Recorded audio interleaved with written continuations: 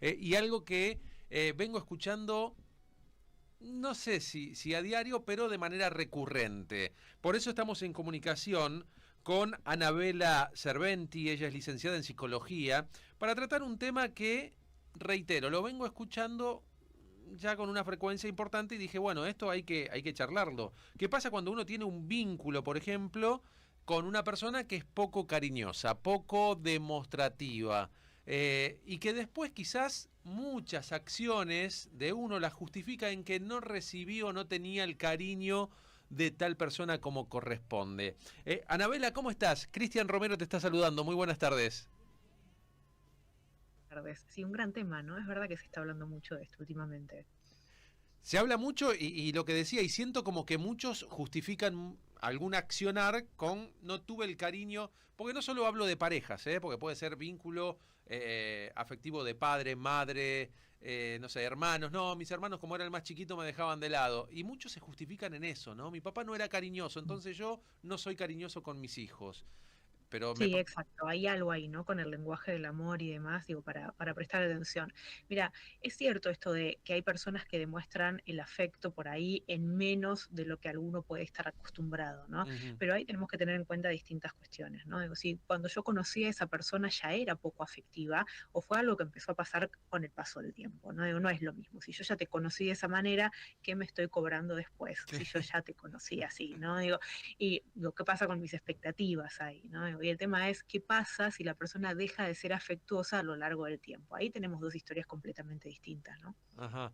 Sí, totalmente. Me vino a la mente cuando dijiste esto una frase de una canción de Arjona que dice lo que te gustó de mí hoy te provoca llanto. Exacto, sí, exacto. Bueno, es que la etapa del enamoramiento es fatal, ese subidón químico, ¿viste? Esa etapa hace que distorsionemos un montón de cosas y que en muchos casos además nos enamoremos de la idea que tenemos de la otra persona y no de lo que la persona es. Perdemos absolutamente el criterio de realidad en ese momento, ¿no? Y Ujú, ahí empieza a tejerse algo que con el paso del tiempo puede ser un poco peligroso. ujú. A mí me da la sensación, y me podés corregir tranquilamente porque vos sos la profesional, que todos nos ponemos un poco en jueces, ¿no? Y tratamos de echarle la culpa al otro.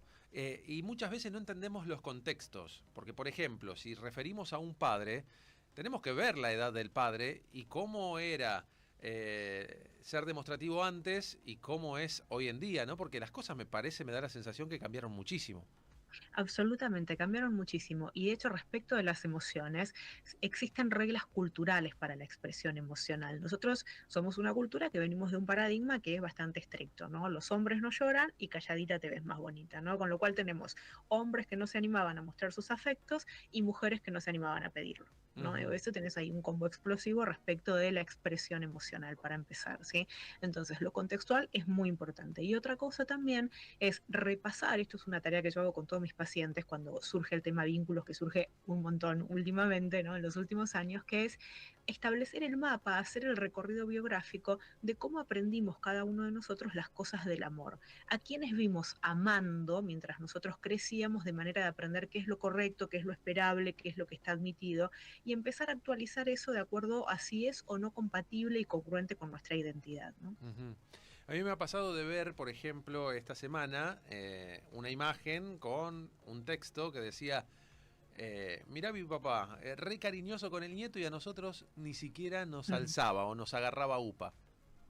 Sí, es verdad, esas cosas aparecen, ¿no? Y además aparece el tema de los permisos, ¿no? Digo, cuando los abuelos dan permisos a los nietos que los hijos nunca tuvieron, ¿no? Claro, Y es sí. cierto que se van actualizando y además es cierto que no deja de ser el hijo del otro y la responsabilidad es del otro, ¿no? Entonces, come todas las golosinas que quieras, que si te duele la panza después es responsabilidad de tu padre, no mía, Claro, ¿no? claro. Digo, también aparece algo de eso, que pueden disfrutarlo desde otra manera, ya habiendo criado ellos en otro momento. Ujú.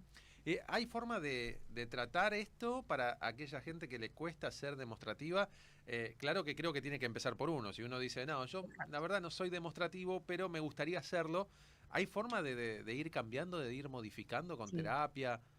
Sí, totalmente. Mira, en principio te cuento que en términos de personalidad, los genetistas ya hace mucho tiempo que establecieron que nosotros somos un 50% herencia genética y un 50% aprendido, ¿sí? Con lo Sí. cual, con ese 50% de aprendizaje, podemos hacer un montón de reeducación en habilidades socioemocionales desde lo terapéutico. Ahora bien, en momentos de altísimo estrés, lo que se va a expresar es la herencia biológica. ¿Por qué? Porque es el atajo más directo de comportamiento para tu cerebro, no lo tiene que armar ni que pensar. ¿No? Entonces, también en situaciones muy difíciles, la persona puede dejar de ser afectiva aunque haya aprendido a hacerlo. Ujú. ¿Se puede ser afectivo o en este caso mostrar el cariño de distintas formas? ¿O hay una sola Sí. forma de mostrarlo? No, no hay una sola forma de mostrarlo. El punto es la compatibilidad entre quien espera esa Ahí está. demostración de afecto y quien lo hace, ¿no? Claro, Digo, porque hay muchas formas, ¿no?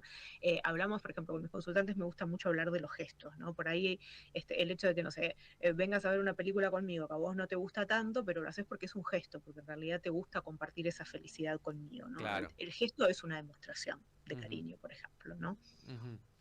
Y, por ejemplo, cuando, no sé, se me ocurre, en estos vínculos de padres, hijos, ¿no? Que yo decía, vengo viendo en estados, en Instagram, en WhatsApp, en distintos estados, que viene como de manera recurrente.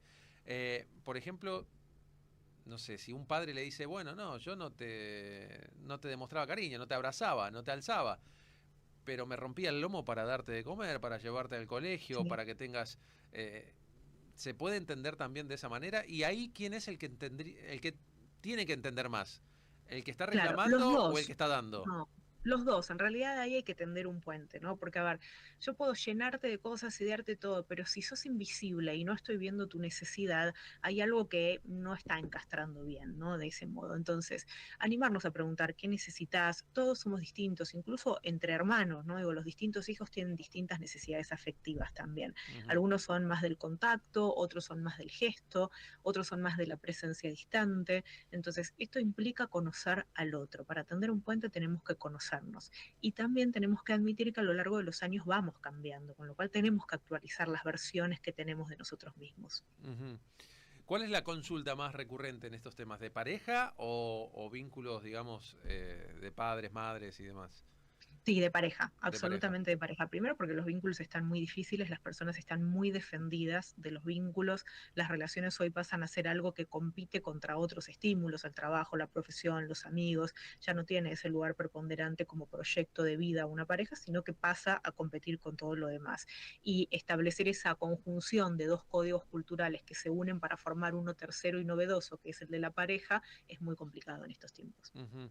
Y la situación actual, vos hablabas de estos tiempos, la situación actual Ujú. puede también poner, digamos, piedras en el camino en una relación amorosa. Eh, Muchísimas, en la cuanto verdad a es lo muchísimas. económico, el estrés, ¿no? Lo que se genera el día a día. Sí, mira, a ver, con esto no te quiero decir todo tiempo pasado fue mejor, digo, no Ujú, quiero caer en esa falacia que es absurda, ¿no? Pero antes había un montón de cosas que se daban por sentado respecto de la construcción de una relación, ¿no? En principio lo tuyo es mío, ¿no? Lo mío es tuyo, había una pareja, empezaba a crecer el vínculo, después sobrevenía una convivencia o un casamiento, se discutía si se armaba o no una familia con hijos o sin hijos, ¿no? Pero había un devenir que era como más esperable, sí. ¿no?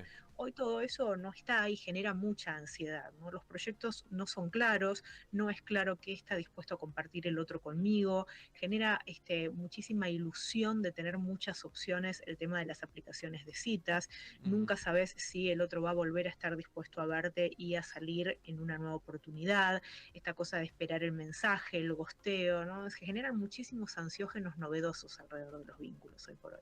bien. Y ahora me pregunto, ¿cómo podemos ir trabajando esto? Yo lo que noto que, por ejemplo, en lo personal, ¿no? Como que antes había más tiempo para la familia.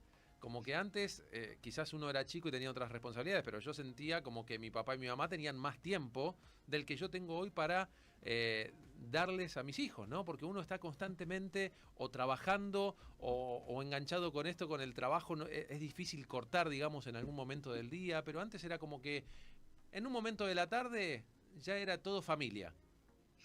Sí, absolutamente. El tiempo es el mismo, lo gestionamos de distinta manera, porque tenemos un montón de obligaciones y un montón de demanda que cumplir. Digo, sobre todo vos, por ejemplo, que trabajás en medios, esto Ujú, exige que vos estés hiperconectado y que además estés comunicando lo que claro. haces, ¿no? Ujú, O la mayor cantidad de tiempo. Entonces vivís como una vida muy desdoblada. La vida que estás viviendo en el ahora, cuando la estás comunicando y enterándote cosas que vas a tener que comunicar dentro de un claro. rato, ¿no? Y Sí, bueno, entonces, por totalmente. eso te digo, pasa a ser un estímulo más que compite con muchos otros en tu vida. Y eso, por supuesto, tiene un costo a lo largo del tiempo, ¿no? Ujú. Bueno, ¿y qué le podemos aconsejar bueno, darle un aliciente a esas parejas o a esas personas que la están pasando mal porque notan esto, que falta algo más demostrativo, un poquito más de cariño quizás? Mm. Mira, en principio poner tiempos agendados y fijos de encuentro, ¿no? No sé, todos los sábados nos vamos a caminar o nos vamos al parque o nos vamos a desayunar o a merendar o lo que sea y tenemos una interesante conversación sobre nosotros. ¿Qué deseas? ¿Qué te motiva? ¿Qué ya no te gusta y antes te gustaba? ¿Qué cosas crees que cambiaste de vos? Hoy hay incluso juegos de cartas con preguntas que nos ayudan a conocer al otro si nos cuesta formular Ujú, ese diálogo, ¿no? Pero mira, a mis pacientes les digo, es hora de apretar el botón de instalar todas las actualizaciones. Nosotros no somos los mismos que hace 3 años, no somos los mismos que hace 10 años, y a veces una pregunta que es muy cruel, pero que hay que hacerse cada tanto es, si yo te conociera hoy, con cómo sos vos en el mundo hoy, ¿te volvería a elegir, me volvería a enamorar de vos? ujú. Hay mucha gente que esa pregunta no se la hace porque la respuesta es muy dura de aceptar, ¿no? Entonces muchas parejas siguen por inercia, se desconocen. Fíjate que la frase más común que aparece ante una separación es te desconozco. Te desconozco, claro. Aparece algo que era absolutamente rupturista en lo que yo daba por sentado que vos eras, ¿no? Y además hablar de las propias expectativas, porque tal vez yo estoy esperando que vos te sigas acercando a la idea que yo tengo de vos, a esa idea de la cual me enamoré y que vos nunca fuiste en la realidad, ¿no? Entonces, esclarecer esas expectativas es fundamental para una relación sana. Ajá. Cuando uno se enamora, ¿puede proyectar, digamos, lo que arrastró de chico en esa persona? Por ejemplo, muchos dicen, bueno, o muchas, yo tenía un padre ausente, entonces como que van hacia los vínculos muy parecidos al padre, ¿no? No sé, algún hombre puede decir, yo tenía una madre muy presente que cocinaba y que entonces busca un vínculo muy parecido a la madre. ¿Puede ser que se vaya repitiendo este patrón? Sí, uno puede buscar algo que se le parezca mucho o que sea completamente diferente, Ah, de acuerdo a su experiencia. Lo cierto es que ese, como te digo, ese mapeo de cómo aprendimos nosotros a amar siempre funciona como un parámetro para lo que elegimos, o porque se parece completamente o porque buscamos lo completamente opuesto, ¿sí? Pero siempre eso configura un parámetro, por eso está bueno hacerlo consciente. ujú. Está bien, está bueno lo que decís, ¿no? Hacerlo consciente, porque Sí. eh, es como que por ahí haces el clic en determinado tiempo y después decís te desconozco o yo me aferré a esto, pero yo lo veía de chico o yo lo veía de chica. Sí, exacto. Fíjate que vos tenés un montón de aprendizajes en tu vida. Uno aprende por muchas maneras, por habituación, por aprendizaje dirigido como en la escuela y demás. Vos, de todos los aprendizajes que uno normalmente da cuenta en su biografía, son los aprendizajes dirigidos, ¿no? En la escuela, cuando me enseñaron las ecuaciones, cuando me enseñaron el sistema digestivo, lo que fuere, ¿no? Pero uno no se pone a pensar mucho cómo aprendió sus habilidades socioemocionales, cómo aprendiste a conversar, ¿cómo Ujú, aprendiste a establecer una relación amorosa? ¿Cómo aprendiste a criar? ¿No? Y saber si todo eso es congruente o no con tu identidad y sobre todo con la persona que querés ser en el mundo, porque siempre tenemos oportunidad de construir y de reconfigurar esa personalidad para adelante, ¿no? ujú. Hace un ratito decías que el tema de el enamoramiento, a ver, no lo dijiste textual, pero como que tiene un vencimiento, como que Sí, dura poco, ¿no? exacto. Sí, pocos Eh, meses. ¿Y ahí qué entra? ¿La costumbre? Entra, mira, las fases que describen los especialistas en estos temas es la fase de lujuria, la fase de enamoramiento, la fase de atracción y la fase de apego. Y entre cada una de ellas hay una pequeña crisis, ¿no? Ajá. La parte de lujuriosa es donde no puedes dejar de estar en contacto con la otra persona todo el tiempo y es una interferencia para tu día no poder estarlo, ¿no? Ujú, La fase de enamoramiento es la que sobreviene pegadita a esa, y muchas veces se solapan y se confunden, de hecho, que es cuando no hay nadie más maravilloso en el mundo que esa persona, ¿no? Y entras en un montón de puntos ciegos, ¿no? Y ahí es donde ocurren todas las distorsiones y se idealiza a la otra persona y demás. A partir de ahí se genera la fase de atracción, donde uno empieza a pensar si puede construir un proyecto con esta persona, si podés tener exclusividad con esta persona, si necesitas o no ya conocer a alguien. Y a partir de ahí empieza ya la fase del apego, que es este amor, este cariño que tiene que ver con el sostén, con la confianza, con la construcción de una zona segura, ¿sí? De acompañarse, de formar equipo en la vida. Vean, son distintas fases. Por supuesto que la primera, la de la lujuria y la del enamoramiento, es imposible que duren más de unos meses, un año en algunos casos, porque es absolutamente opuesta a todo nuestro ritmo de vida, ¿no? Digo, ¿quién puede ir a trabajar durante 2 años manteniendo ese primer ritmo de una relación? ¿Quién puede sostener amistades, sostener un trabajo, mandando esa cantidad de mensajes, estando disponible tanto para otra persona, ¿no? Sería imposible. Biológicamente estamos seteados de una manera muy sabia. ¿Antes se entendía más esto, esas fases? Porque es como que ahora por ahí es un poco más descartable, ¿no? Cuando se termina alguna fase dicen, bueno, no, ya no pasa lo mismo, ya no tenemos la misma piel. Y Claro, antes era como que era no, un mira, poquito yo no creo más... que se entendiera más Sí, antes. Lo que sí hay hoy es esto que te digo, esta ilusión falsa de tener muchas opciones, ¿no? Como claro. ahora todos tienen un catálogo en la mano con las aplicaciones de citas y qué sé yo, ¿no? Siempre está esto de seguro la próxima opción es mejor, no me termino comprometiendo con nadie. Entonces, la ilusión de que tengo muchísimas opciones en realidad es no tengo ninguna, porque no termino de conocer a nadie, ¿no? Voy pasando de una en una de estas opciones y no genero vínculos, ¿no? Sí, y bueno, Entonces me quedo ahí en esa fase del enamoramiento que es pura dopamina, que es puro circuito de recompensa, ¿no? de la gente que sé que ha tenido búsquedas a través de aplicaciones de citas, les fue muy difícil. Ujú. Muy Sí, pocos o muy pocas encontraron, digamos, la pareja, porque era muchos probar y probar y probar y probar y no sí. funcionaba, ¿no? Sí, absolutamente. Justo hablaba con alguien el otro día y le decía, mira, hay muchas personas que buscan un vínculo más real, y hablo de real en esto del criterio de realidad, ¿no? De conocer al otro con ganas de construir más allá, de generar este sistema de sostén y confianza mutua y demás. Lo que pasa es que están en las trincheras esquivando todo este fuego cruzado de las aplicaciones y la instantaneidad y no se Ujú, terminan de encontrar porque están en las trincheras, justamente, claro. ¿no? Pero digo, hay todavía gente que busca ese tipo de vínculos, hay que encontrarse. Por último, te consulto por, bueno, situaciones de padres separados, ¿no? Donde generalmente los menores quedan con la madre y en muchos casos hay padres que están como ausentes, ¿no? Y por ahí Ujú. las madres intentan generar ese vínculo o al revés, el padre quiere generar ese vínculo y la madre se agarra con el menor o la menor para que cumpla con la cuota, para que, ¿no? Entonces le restringe la Sí. visita y todo. ¿Cómo se pueden manejar en este caso para que sea más sano el vínculo con el menor, ¿no? Sí, por supuesto. Mira, son situaciones complejas que habría que estudiar caso a caso, por supuesto, ¿no? Pero en términos generales, siempre hay que chequear si no estamos teniendo a los chicos como rehén, ¿no? Y como botín de cambio de ese tipo de relación. Digo, se puede terminar el sistema conyugal, la relación de pareja puede terminarse, pero en la crianza de los hijos vamos a ser socios toda la Toda vida, la en el vida. mejor de los Ujú, casos, ¿no? Entonces, si nos ponemos a pensar cómo me quiero recordar a mí misma en este momento dentro de unos años, qué quiero que mi hijo recuerde de nosotros dentro de unos años, creo que a partir de ahí podemos sentarnos a charlar y establecer otros términos un poco más pacíficos, ¿no?